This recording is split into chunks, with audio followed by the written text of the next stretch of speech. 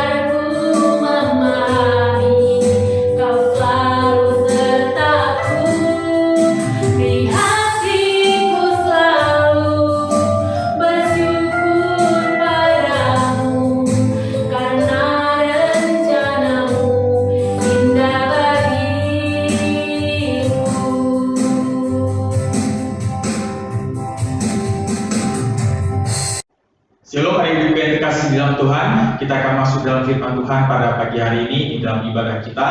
Sebelumnya mari kita bersatu dalam doa. Bapa yang di surga, kami bersyukur untuk kesempatan yang masih Tuhan berikan pada pagi hari ini di dalam ibadah kami bisa hadir untuk memuji memuliakan nama Tuhan. Bapa, pada saat ini kami akan masuk di dalam firman Tuhan. Biarlah Engkau yang sendiri berbicara kepada kami, mengajar kami, bahkan mendidik kami, supaya kami dapat menjadi anak-anak Tuhan yang selalu berada di jalan yang benar. Bapak, kami serahkan waktu ini hanya ke dalam pimpinan-Mu.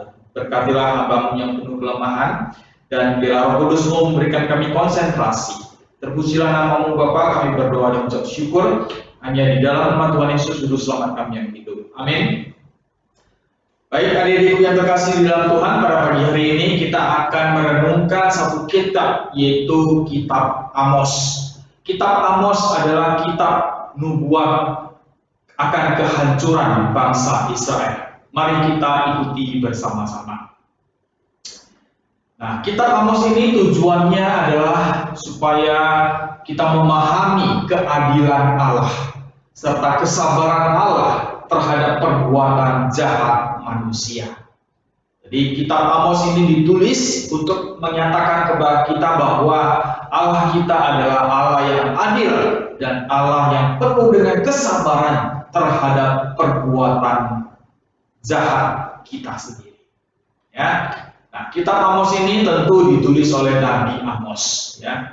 Dan isi kitab Amos ini dibagi atas 9 pasal yang berisi tentang keadilan dan kesabaran Allah terhadap perbuatan jahat manusia.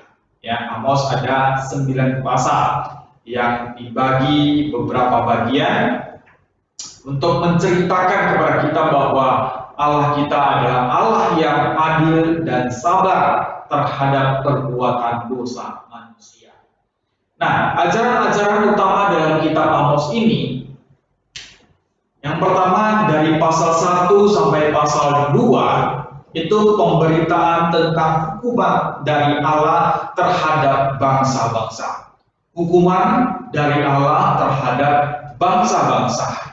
Ya, kita lihat di pasal kedua ayat 4 di situ mengatakan, oleh karena mereka telah menolak hukum Tuhan dan tidak berpegang pada ketetapan-ketetapannya, tetapi disesatkan oleh dewa-dewa kebohongannya yang diikuti oleh nenek moyangnya.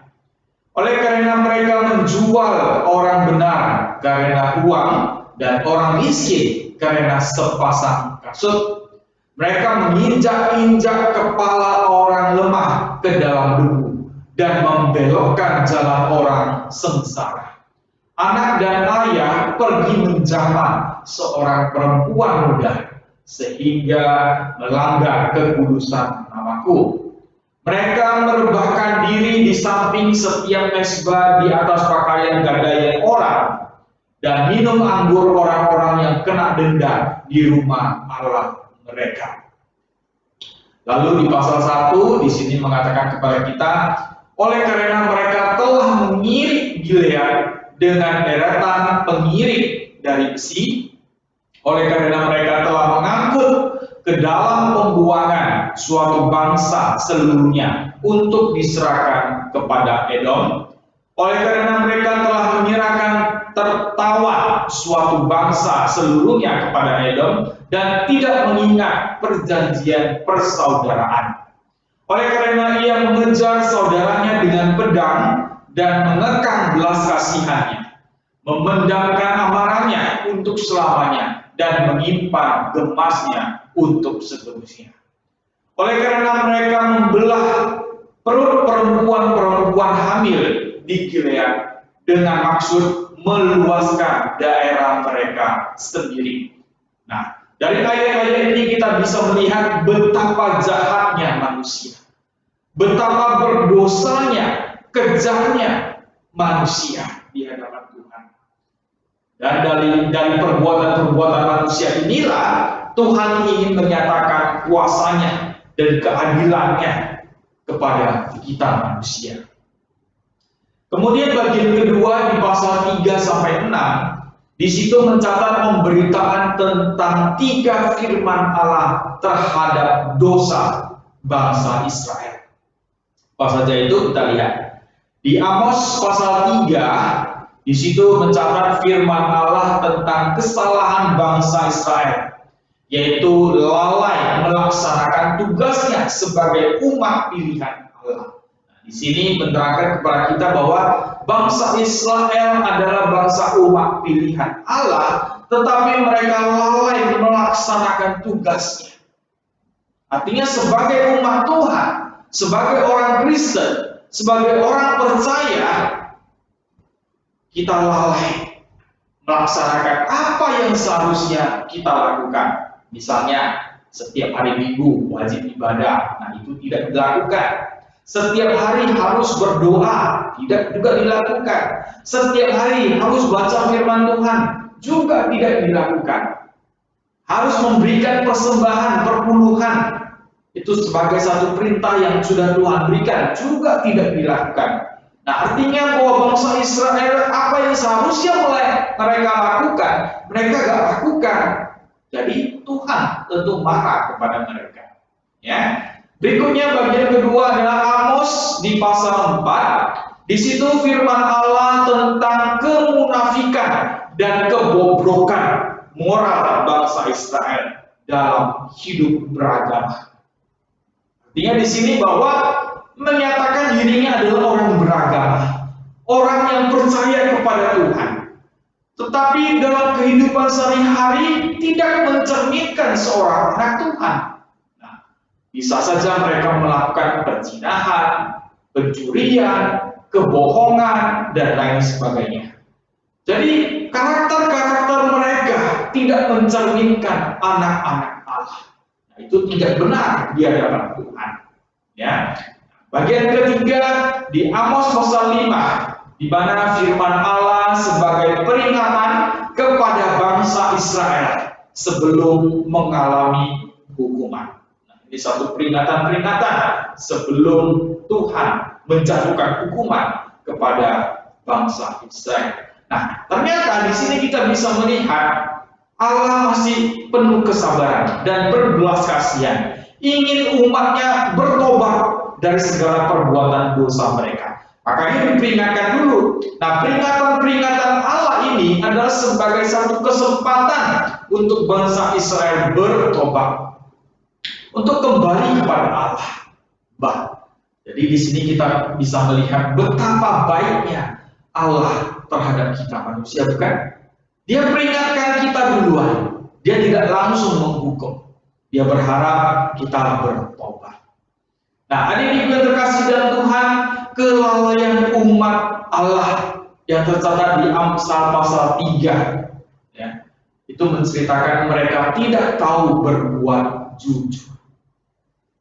Jujur adalah salah satu sifat yang diinginkan Tuhan di tengah-tengah bangsa Israel dan juga terhadap kita. Tetapi mereka tidak melakukannya. Ya, ini satu kelalaian umat Allah. Lalu apa kebobrokan moral dalam hidup beragama yang tercatat di Amsal 4, di mana bangsa Israel tidak mau bertobat. Bangsa Israel tidak mau bertobat dari segala perbuatan-perbuatan dosa mereka. Ini adalah suatu sifat kebobrokan bangsa Israel sendiri.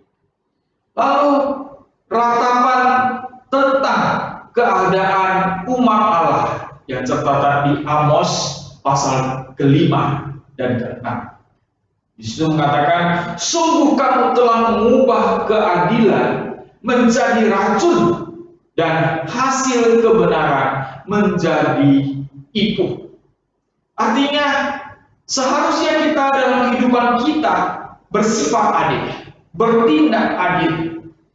Tetapi sebaliknya, kita membuat keadilan itu menjadi racun.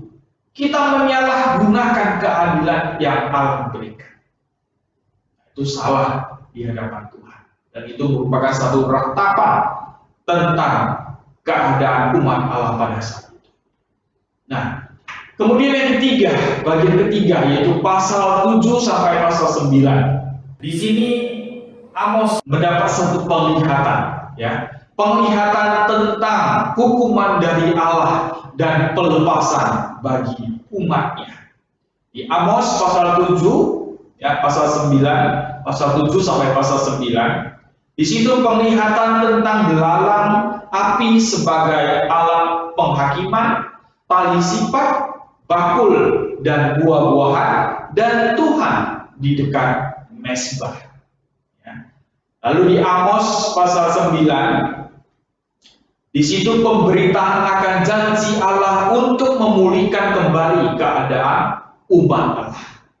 Jadi Allah ingin memulihkan umatnya di dalam kejahatan yang mereka sudah lakukan. Nah, apakah penglihatan Amos? Yaitu belalang, api, dan tali sifat. Apa yang dilihat Amos ini adalah satu gambaran bahwa inilah yang akan Allah lakukan untuk menghukum bangsa yang tidak mau bertobat, bangsa yang melawan Allah. Lalu siapakah Amos dan mengapa ia diusir? Kalau kita baca kitab Amos secara keseluruhan, di situ kita akan melihat dikatakan, aku ini seorang peternak dan pemungut buah arah hutan. Amos diusir karena menubuatkan kehancuran bangsa Israel. Ya, ternyata Amos adalah seorang peternak. Nah, di sini ingin mengatakan kepada kita bahwa Allah sendiri bisa menggunakan siapa saja untuk menegur umatnya yang berdosa. Ya. Dan kenapa Amos diusir? Yaitu Amos menyatakan bahwa akan terjadi kehancuran bangsa Israel kalau mereka tidak bertobat. Berikutnya, apakah penglihatan Amos selanjutnya? Nah, selain Amos melihat belalang api dan tali sifat yang adalah alat penghukuman dari Allah terhadap bangsa Israel, ternyata Allah juga memberikan satu penglihatan baru kepada Amos setelah itu, yaitu bakul dengan buah-buahan. Tercatat di Amos 8 dan Amos 9. Nah, apakah janji Tuhan bagi umatnya? Ya, seperti yang dilihat oleh Amos sendiri. Ya, aku akan memulihkan kembali umatku Israel. Mereka akan membangun kota-kota yang licin landas dan mendiaminya. Mereka akan menanami kebun-kebun anggur dan minum anggurnya. Mereka akan membuat kebun-kebun buah-buahan dan makan buahnya. Maka aku akan menanam mereka di tanah mereka, dan mereka tidak akan dicabut lagi dari tanah yang telah kuberikan kepada mereka, firman Tuhan Allah. Lihat, adikku yang terkasih dalam Tuhan, Allah baik sekali. Allah penuh kasih, penuh kasih. Allah berbelas kasihan dan Allah penuh dengan kesabaran, di mana Allah ingin umatnya diselamatkan. Nah, adikku yang terkasih dalam Tuhan, sebagai satu kesimpulan pada pagi hari ini melalui kitab Amos, kitab Amos mengajarkan bahwa hukuman Allah akan jatuh ke atas segala bangsa yang tidak mau beribadah kepadanya. Jadi, menerangkan kepada kita bahwa ibadah itu penting. Jangan melalaikan ibadah, jangan melalaikan persekutuan. Jangan sekali-sekali bilang, malas ikut persekutuan. Jangan. Tuhan tidak senang. Ya, kitab Amos mengajarkan bahwa hukuman Allah akan jatuh ke atas segala bangsa yang tidak mau beribadah kepadanya. Yang kedua, Allah lebih mengutamakan kebenaran dan keadilan daripada korban-korban atau persembahan dalam ibadah. Artinya apa? Artinya adalah bahwa Allah ingin hidup kita itu benar dan adil di hadapannya. Karena Allah sendiri adalah benar dan adil. Percuma kalau kita datang beribadah, percuma kalau kita datang persekutuan, berdoa, baca firman Tuhan, tetapi karakter kita, sikap kita tidak bedanya dengan orang-orang yang belum percaya kepada Tuhan. Jadi di sini Tuhan inginkan bagaimana sikap kita sebagai orang yang sudah mengenal Tuhan, sebagai anak-anak Tuhan, itu lebih penting daripada kita rajin beribadah, ternyata sikap kita bobrok di hadapan Tuhan. Yang ketiga, Amos sebagai seorang peternak. Nah, tadi dikatakan kan, Amos sebagai seorang peternak di desa. Nah, dapat dipakai Allah dalam memberitakan firman-Nya. Di sini mengajarkan kepada kita bahwa Allah bisa memakai orang yang tidak berpendidikan. Atau bahasa kerennya yang mungkin selama ini kita pernah dengar, Allah bisa menggunakan orang biasa untuk melakukan pekerjaan luar biasa. Siapapun Allah bisa pakai. Ya, jadi kita harus menyadari bahwa kedaulatan penuh ada di dalam tangan Allah. Kita sebagai anak Tuhan, yang harus kita lakukan adalah taat kepada firman Tuhan. Nah, adik-adik yang terkasih dalam Tuhan, kuis kita pada pagi hari ini. Yang pertama, siapakah penulis kitab Amos? Yang kedua, apakah isi kitab Amos? Yang ketiga, apakah pekerjaan Amos sebelum menjadi hamba Allah? Dan yang keempat, pelajaran rohani apakah yang saudara dapatkan setelah mempelajari kitab Amos? Nah, adik-adik yang terkasih dalam Tuhan, jawablah dan kumpullah itu kepada wali kelas kalian masing-masing. Tapi tentu sebelum engkau menjawab seluruh jawaban ini, dan setelah engkau mendengarkan firman Tuhan pada pagi hari ini, tentu Anda harus mengambil waktu untuk baca kitab Amos secara keseluruhan. Dari pasal 1 sampai pasal 9. Saya rasa agak gitu banyak, hanya 9 pasal aja. Satu hari itu pasti sudah selesai. Ya, jadi kiranya firman Tuhan pada pagi hari ini memberkati kita semua. Mari kita bersatu dalam doa. Bapa yang di surga, Bapa yang baik, terima kasih untuk firman yang sudah kami dengar bersama. Melalui kitab Amos kami belajar bahwa Engkau Allah yang adil, Allah yang penuh kesabaran terhadap kami sebagai manusia berdosa. Terima kasih Bapa atas kesabaran yang masih Tuhan berikan, memberikan kami kesempatan untuk bertobat dari segala perbuatan jahat kami. Terima kasih Bapa, kami mohon pengampunan yang daripada Tuhan. Kami menyerahkan hidup kami, masa remaja kami, masa studi kami hanya ke dalam pimpinan-Mu. Kami berdoa dan mengucap syukur hanya di dalam nama Tuhan Yesus Juru Selamat kami yang hidup. Amin. Mari kita sama-sama mengucapkan doa Bapa kami. Bapa kami yang di surga, dikuduskanlah nama-Mu. Datanglah kerajaan-Mu, jadilah kehendak-Mu di bumi seperti di surga. Berikanlah kami pada hari ini makanan kami yang secukupnya. Dan ampunilah kami akan kesalahan kami, seperti kami juga mengampuni orang yang bersalah kepada kami. Dan janganlah membawa kami ke dalam pencobaan, tetapi lepaskanlah kami daripada yang jahat. Karena Engkau yang mempunyai kerajaan dan kuasa dan kemuliaan sampai selama-lamanya. Amin. Tuhan memberkati.